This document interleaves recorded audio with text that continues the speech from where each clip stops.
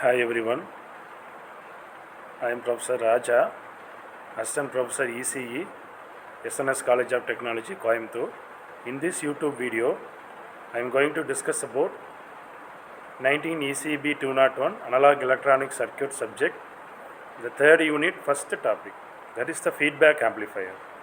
So far we have studied what is meant by a transistor, what are the configurations of transistor, how the transistors are working. So basically a transistor is a three-terminal device which is operated under emitter, base and collector. Mostly the common emitter transistor is the practically used application oriented configuration.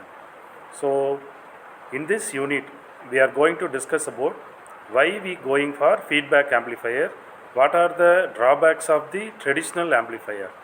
So traditional amplifier means it is working under common emitter, common base and common collector. Now in this unit 3 we are going to discuss about the feedback amplifiers, and the application of feedback amplifier is on tuned amplifier. So now we see what is meant by an amplifier. So in this topic we see like this content. First we need to see what is a basic amplifier, that is the definition of traditional amplifier. Then we discuss about concept of feedback, that is what is feedback in an amplifier. Then what are the types of feedback amplifier? There are two types, one is the positive feedback and the another one is the negative feedback. Then we discuss about topologies of feedback, depend upon how the voltage and current are connected at this feedback. So if you see this slide, we know that an amplifier is a device, that is an electrical electronic device which accepts an input signal and produces an output signal proportional to the input is called an amplifier. So it takes some input. If you see this figure, left hand side Vs is the signal source voltage and the Rs which is connected at the input side is called the internal resistance of the source, and the voltage which is generated at the input side is called V1, that is actual input voltage of the amplifier. Then the current produced at the input side is called input current to the amplifier. Then right hand side V2 is the voltage output across the load. So if you see, the load is at the output side, that is RL is the load resistance which is used to save the output element. The current generated at the output side is called I2, which is the output current flowing through the load RL. So basically an amplifier is an electronic device which accepts an input signal and produces an output signal proportional to the input is called an amplifier. So why we go for an amplifier? The amplifier is purely either worked on voltage gain or current gain. If the voltage gain or current gain is not up to our designed value, then what happens? The important function of an amplifier is to provide amplification, the circuit that increases the amplitude of the weak signal. The important parameters of an amplifier are input impedance, output impedance, current gain and voltage gain. And a good design of an amplifier circuit must possess high input impedance, low output impedance and higher current gain.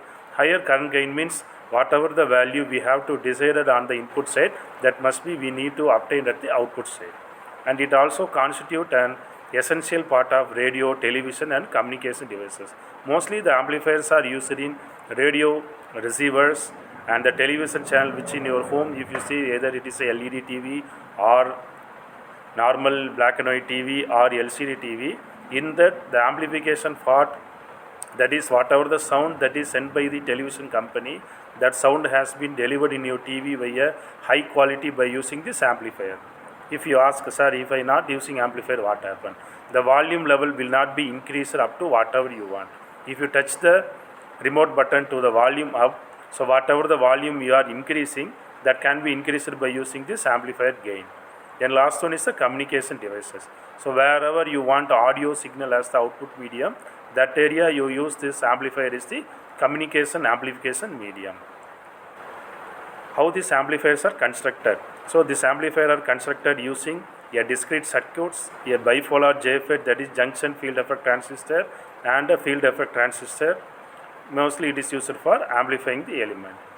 We also use these amplifiers in medical devices, scientific equipments, automation, military tools, communication devices and even in household applications also.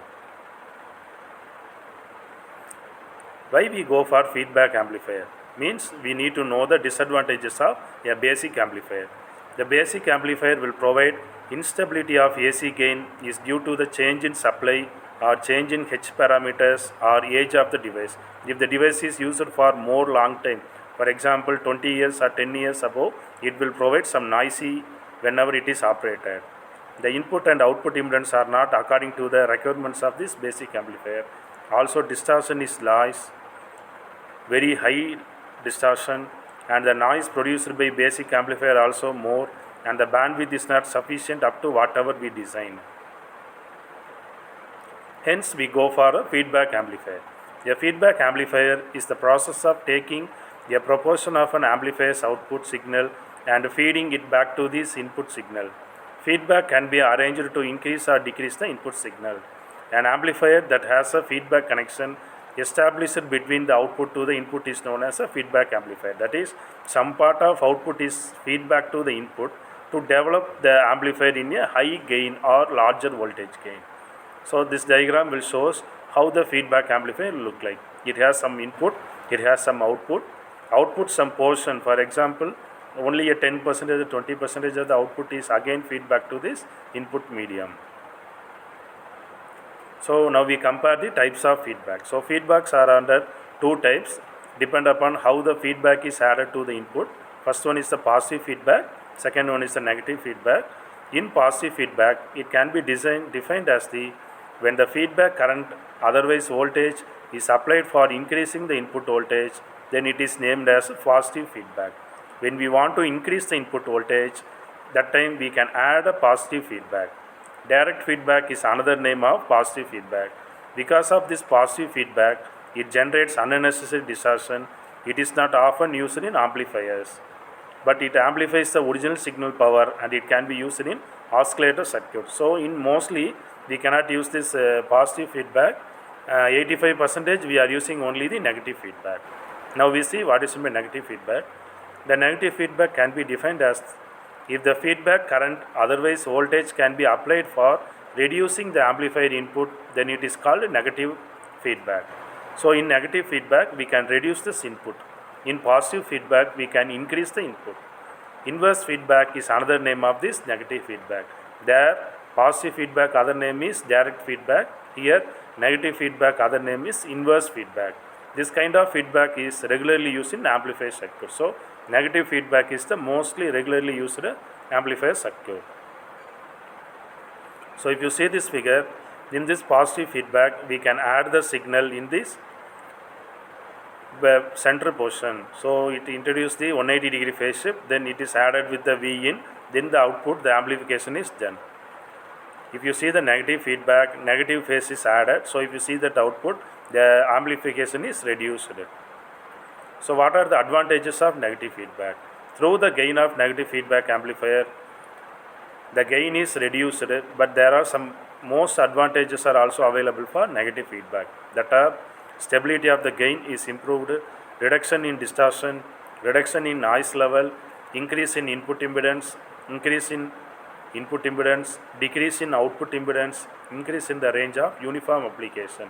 So because of this large advantages, mostly the negative feedback amplifiers are frequently used in amplifier circuits. So already we seen the comparison of positive and negative feedback. So these are also a comparison. So apart from what we have discussed in the last, there are also another advantages. Positive feedback will provide noise in the output signal increases, distortion increases, bandwidth decreases, and it is used in oscillator. Negative feedback, noise is less, distortion will increase, and it is also used in amplifiers. So this is the basic principle of a feedback amplifier. A feedback generally consists of two parts. If you see this figure, the above part is called the amplifier, the below part is called as the feedback circuit. The feedback network is a linear two-port network that contains resistor, inductor, capacitor, and its function is to feedback some portion of the output to the input. So some portion is added to the input side. From the above figure, the gain of the amplifier is represented as A. A means overall output gain. The gain of the amplifier is the ratio of output to the ratio of input. If it is the voltage gain, then it is the ratio of output voltage to the ratio of input voltage. If it is the current gain, it is current gain is defined as the ratio of output current to the ratio of input current. And the feedback network extract a voltage of beta V0 from the output voltage V0. So based on how the feedbacks are connected to the basic circuit, it is classified into 4 types. One is the series shunt or voltage amplifier. Second one is the shunt series or current amplifier. Third one is the series amplifier or transconductance amplifier. Fourth one is the shunt or transresistance amplifier. So these are how the feedback amplifiers are configured. So if you see this figure, series shunt means current in series, voltage in shunt. If you see the shunt series, it is parallelly and serially connected. If you see series, all circuits are connected in serial wise. If you see the shunt, all connections are connected in a shunt wise. So in this video, we discussed about what is meant by an amplifier, what are the drawbacks of a traditional amplifier, why we go for feedback amplifier, the types of feedback amplifier, that is a positive feedback and negative feedback, how a basic feedback amplifier is constructed, and what are the classifications of feedback amplifier, that is series, shunt series, series shunt. These 4 are the basic configuration amplifier.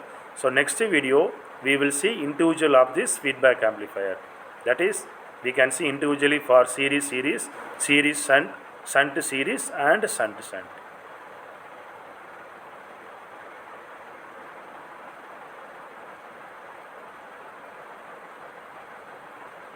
So thank you for watching my video.